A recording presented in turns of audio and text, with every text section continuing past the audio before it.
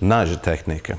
Labi, sāksim ar to, kad ir vajadzīgs labs nazis. Ir daudz dažādu naži, bet es tagad ieteiktu lietot, kas saucās šefnazis. Izskatās apmēram šitāds te, un ir daudz dažādi. Ir lielāki, ir mazāki. Kur lielāks ir. Wow! Ja?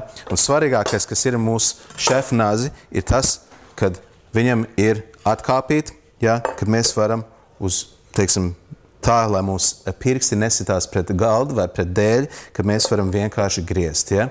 Svarīgi ir tas, kad ir labs nazis, sākumā nav jāiztērē baigās naudas, bet tad kaut kādā mirklī gribēs iztērēt labāk naudu, lai ir labāk kvalitāte metāla, kas turās asāk un tā tālāk.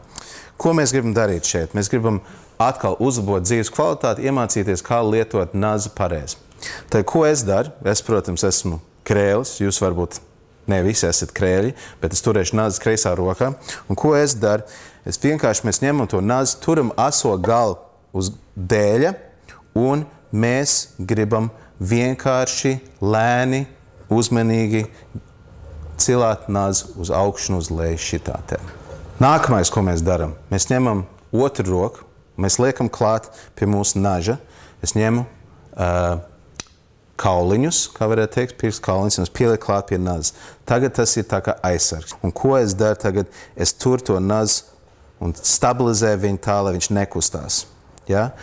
Šeit ir ļoti svarīgi turēt īkšķi uz atpakaļ, un šo, kad mēģinam mājās, vajag darīt ļoti lēni, uzmanīgi, kamēr mēs varam to ātrāk paveikt. Tad es ņemšu kaut kādu lietu tā kā gurķīti, ko es nogriezīšu gabalu, un, lai sāk griezt man gurķi šķēlīties, es nogriezīšu kantīti tā, un tagad es gribētu griezt šķēlēs.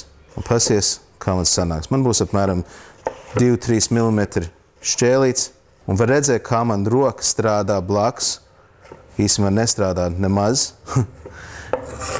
Viņa vienkārši tur nazi stabili, un mēs gribam lietot to vairāk to aizmuguru daļu no naža, šitā te, ja? Jo līdzsvars ir, un nazis pats par sevim ir smags, un ja asas nazis ir, tad viņš pats griežās cauri. Te ir praksa ir vajadzīga, ir jāstrādā. Es pats, kas mācījos, es to darīju ar karpeļiem, ar burkāniem, ar sīpoliem, un pēc kāda laiciņa es iemācījos griezt tā, kā es arī griežu jums visiem priekšā ātri, raiti, un dzīves kvalitāte ir uzlabojusies, un es varu ātrāk un foršāk strādāt manā virtuvē.